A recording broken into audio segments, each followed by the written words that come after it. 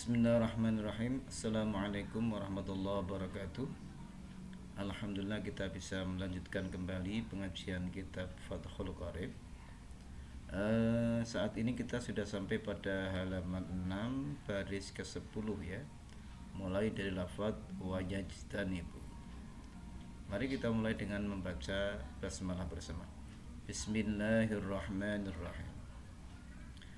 Wajajtanibu lan menjauhi wujuban kelawan wajib sapa qadil hajati orang yang membuang hajat, menjauhi istiqbalal kiblati ing menghadap kiblat. Kiblat yang mana? Ya, al-ana ing dalem saiki, masa ini. Kiblat itu kan ada yang kiblat masa lalu ya, sebelum pengalihan kiblat ya ke arah Ka'bah. Dulu kiblat umat Islam ke Baitul Muqaddas atau ke Masjidil Aqsa. Tapi yang dimaksudkan di sini kiblat ini kiblat yang al-ana, kiblat yang saat ini, yaitu Ka'bah atau Makkahul Mukarramah. Wahia utawi al-qiblat al-an iku al-Ka'batu Ka'bah. Wastidbaroha lan menjauhi istidbaroha ing membelakangi kiblat.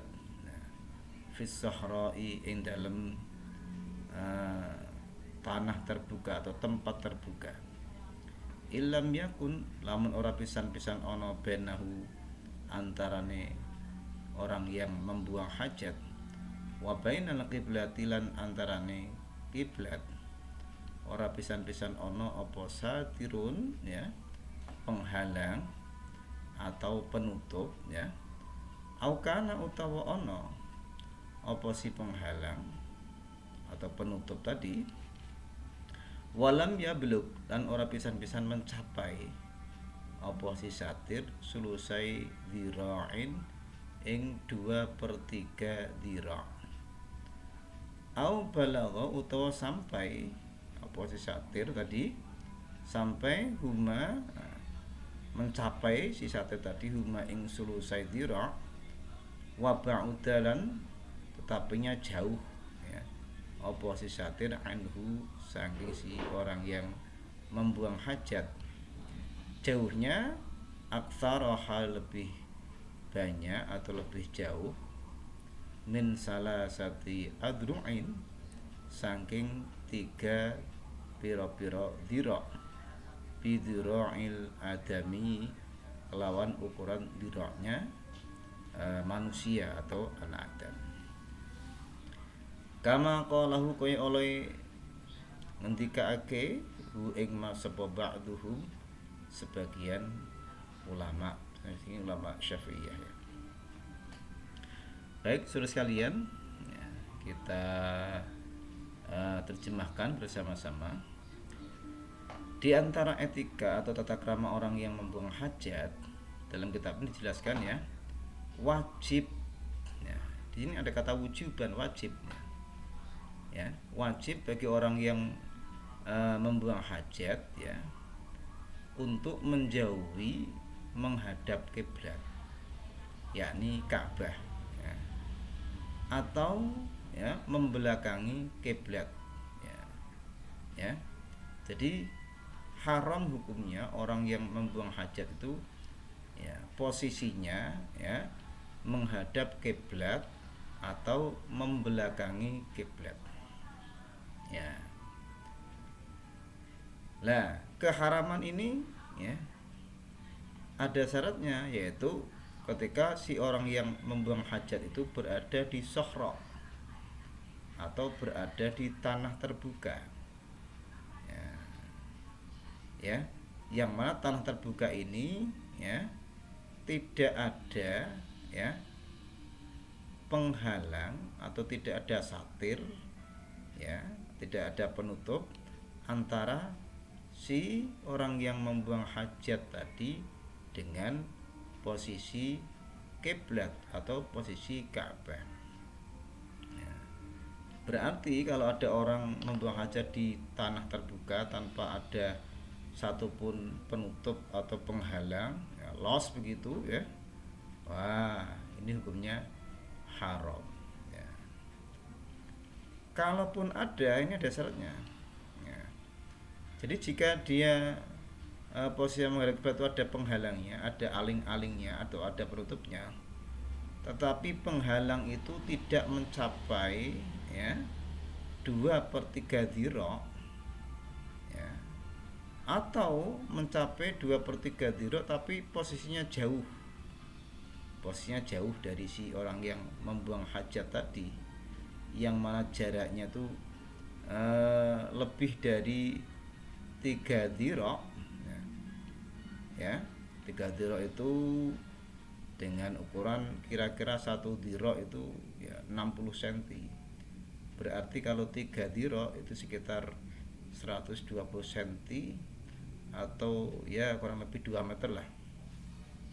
Misalkan dia ada penutupnya, tapi penutupnya jauh ya, lebih dari 3 dhira atau lebih dari 2 meter ini, maka itu statusnya sama dengan dia buang hajatnya di sohro, di alam terbuka, alias dia masih berstatus haram ya,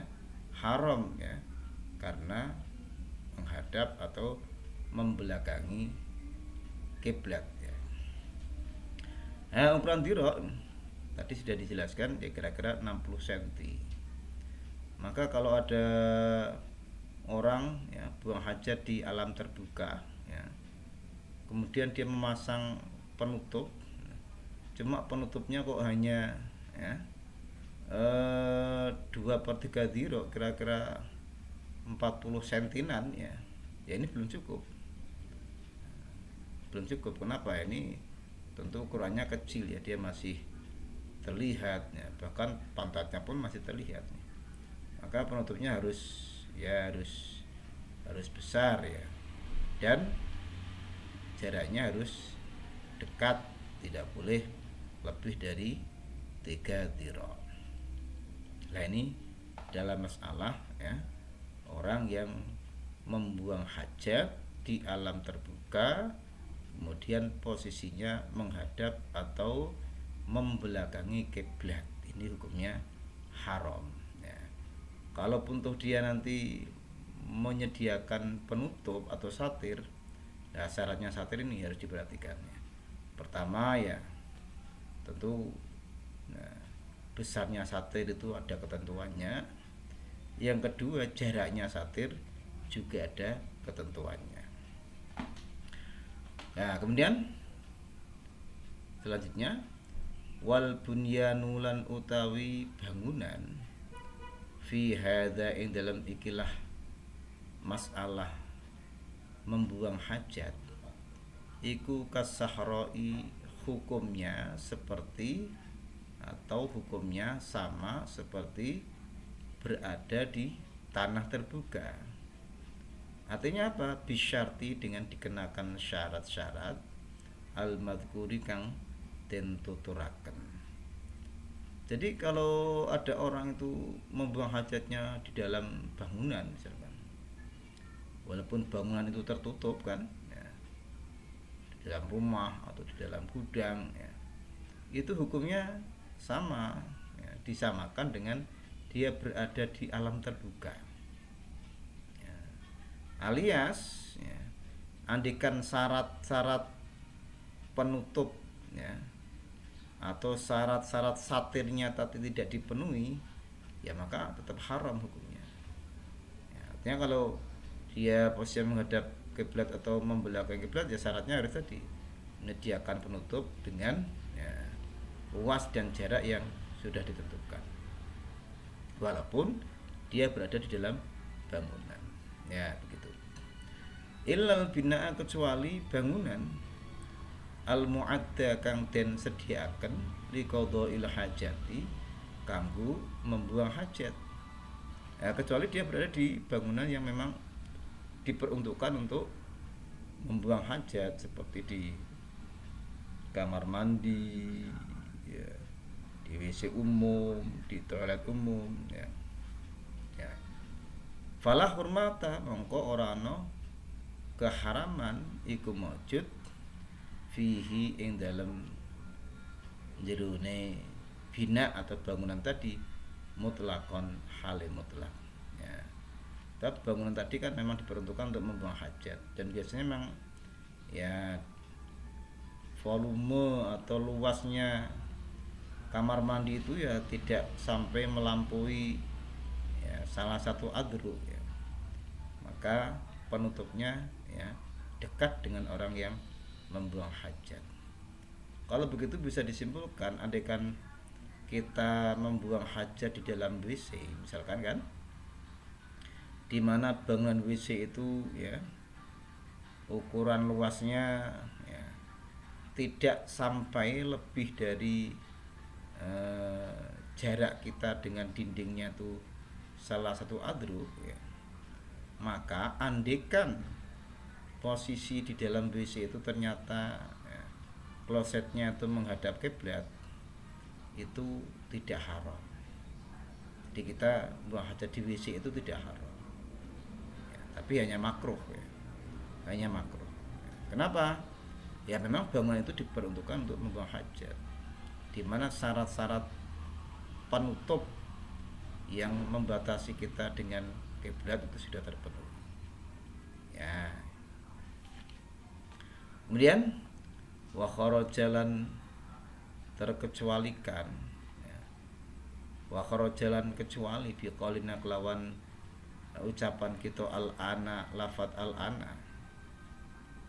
Apa sing kecuali ma perkara karena kang ono apa sima ono iku kiblatan menjadi kiblat awalan ing dalam permulaane ka Baitul Muqaddasi kaya Baitul Muqaddas. Nah di sini ada pengecualian.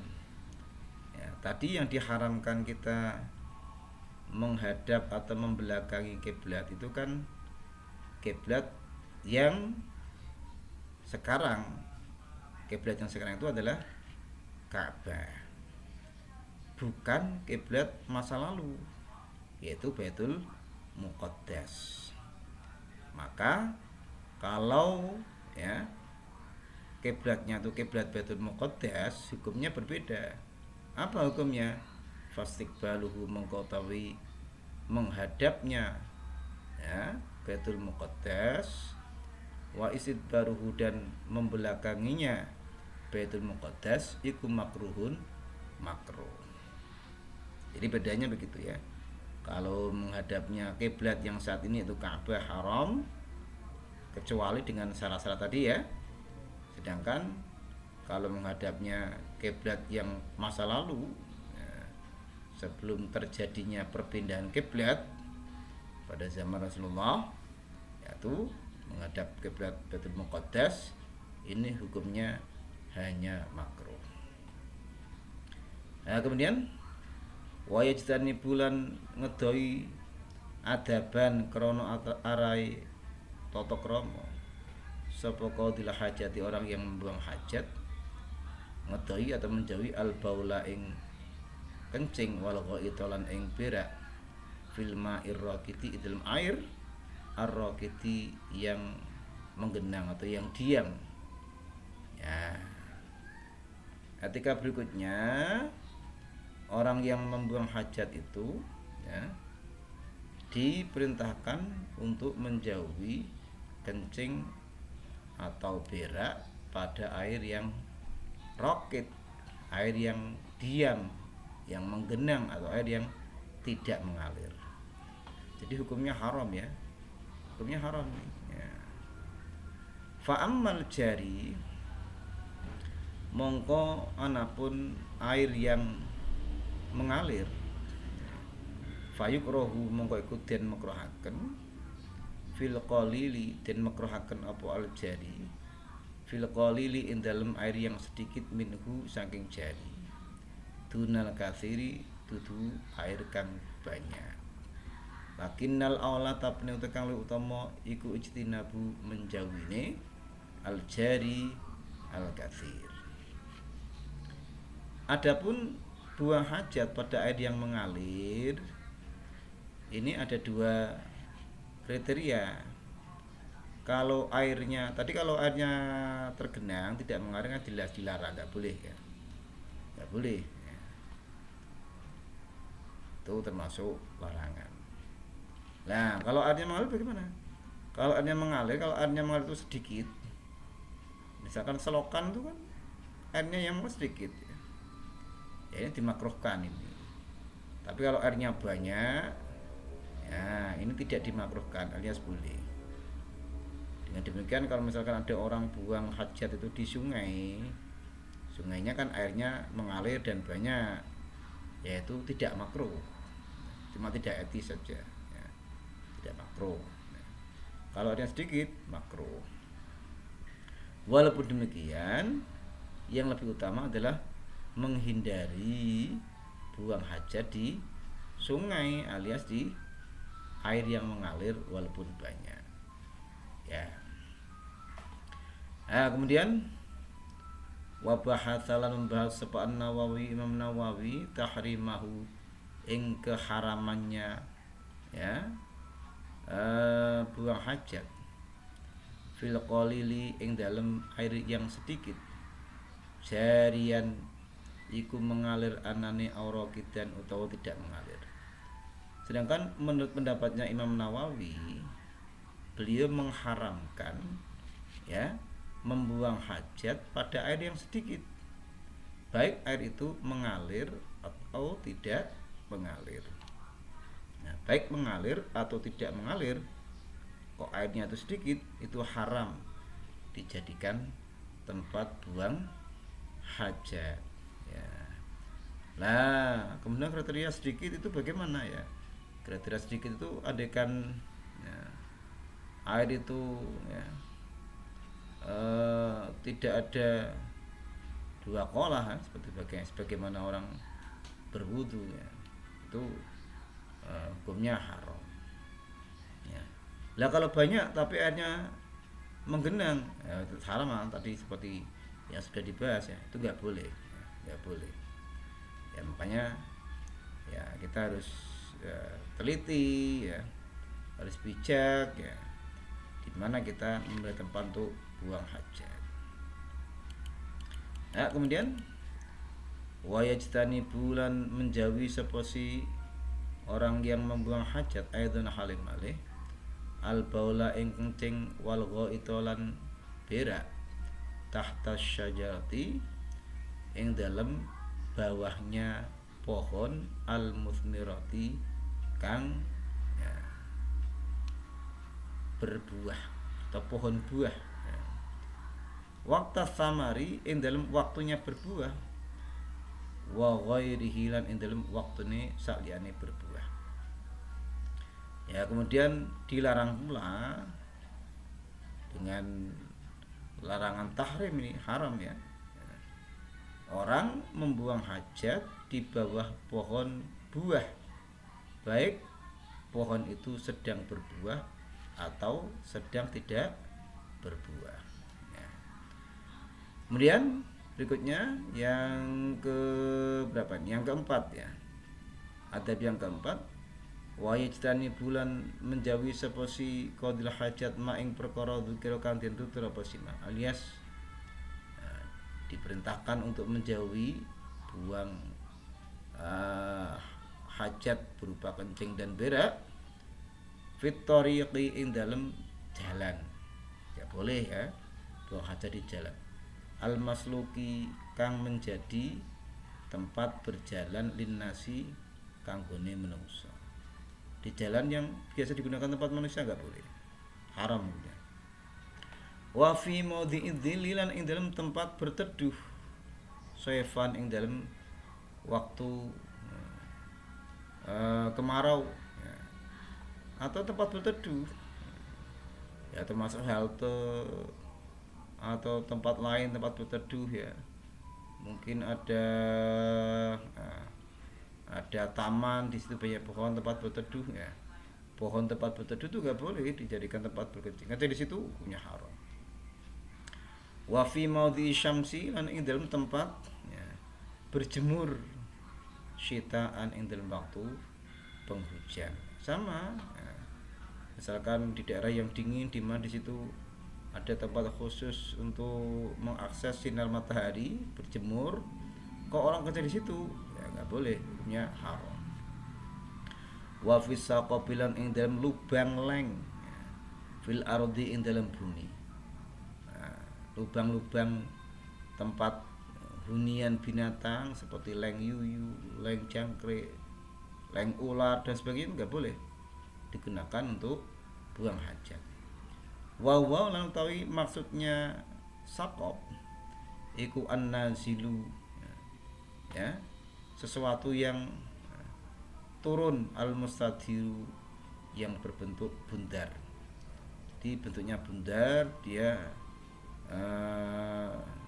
posisinya menurun, lubang menurun, itu disebut dengan sakop. Walau sakop bilang utawi lafat sakop iku sakitun, gugur atau tidak tertulis fi ba'di nusail mati dalam sebagian beberapa naskahnya matan.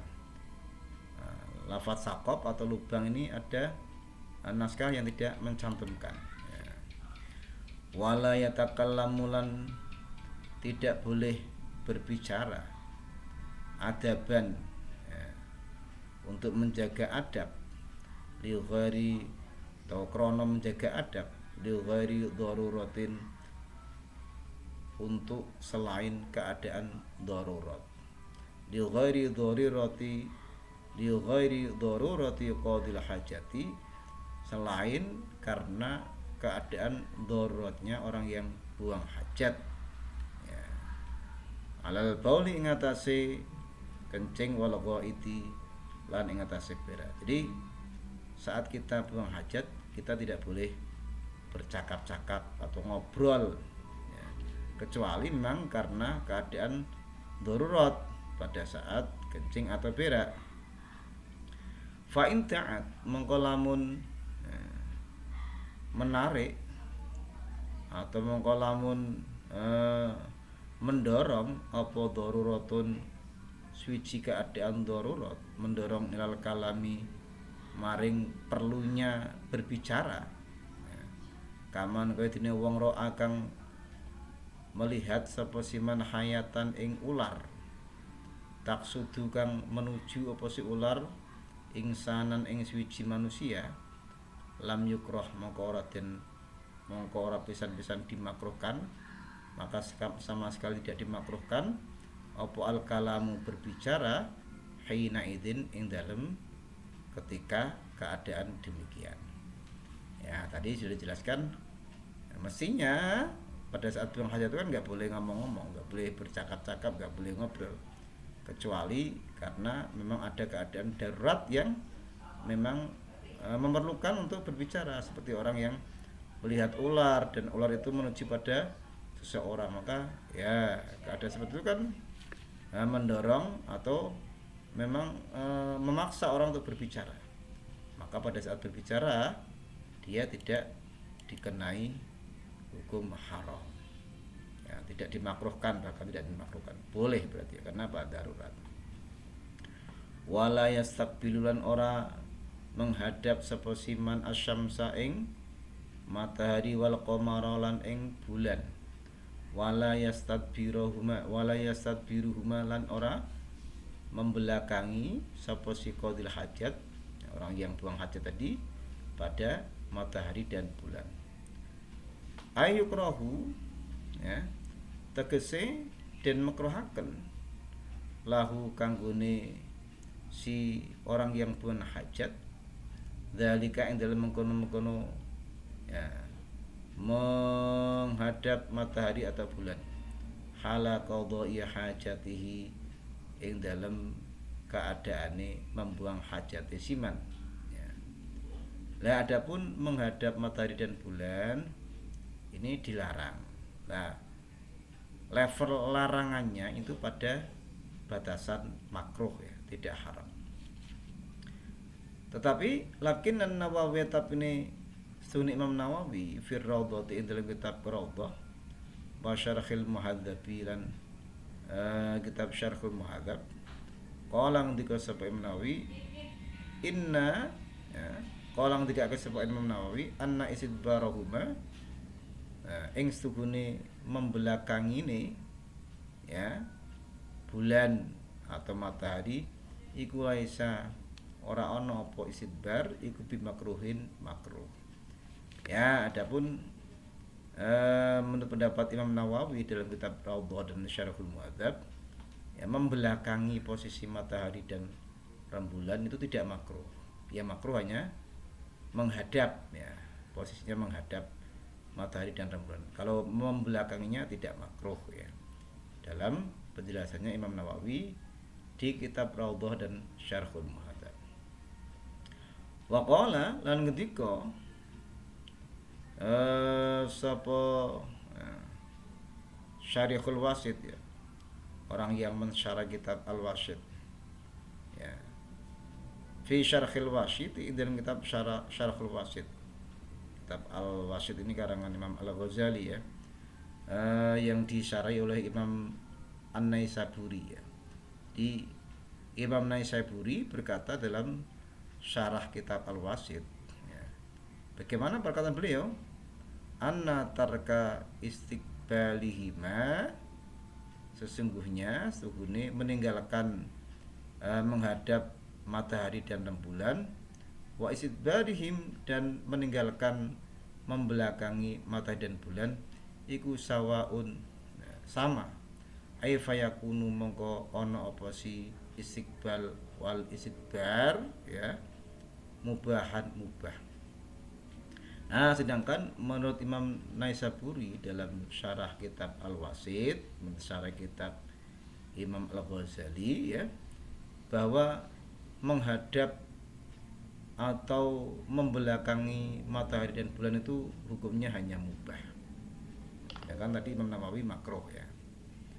Wa qala ya, lan ngendika sapa sahibut tahqiq ya, fit tahqiqi dalam kitab At-Tahqiq, anna karahata istiqbalihima, sungguhnya kemakruhan ya menghadap matahari dan bulan ikulah aslalah, tidak ada dasar ya. Laha kanggone karohah ya.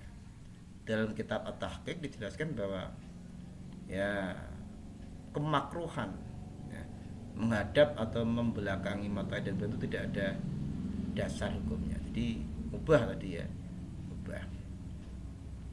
Wa qaululan utawi dawe musannaf wala yastaqbilu ila akhirih ya, iku sakitun gugur fi ba'di nusakhil matni dalam sebagian pira-pira naskah kitab. Adapun pendapatnya sahibul kitab ini ya, pengarang kitab ini ya, di Syekh Abu Thayyib ya, itu ya penjelasan mengenai ya, menghadap matahari dan rembulan itu tidak tertulis pada sebagian naskah, atau sakitun tidak tertulis ya, hanya sampai pada hukum membuang hajat pada lubang ya. Tapi walaupun demikian ya, demi menjaga adab itu juga menjadi ayat-ayat Allah ya, kita memberikan penghormatan kepada ayat-ayat Allah ya. Selagi kita ada kesempatan untuk menghindari ya kita lakukan. Buang hajat kita jangan menghadap matahari dan rembulan. Baik ya, kita sudah membahas cukup banyak ya berkaitan dengan adab-adab membuang hajat ya. Semoga bisa dipahami ya, dan insya Allah kita lanjutkan pada pertemuan berikutnya. Wassalamualaikum warahmatullahi wabarakatuh.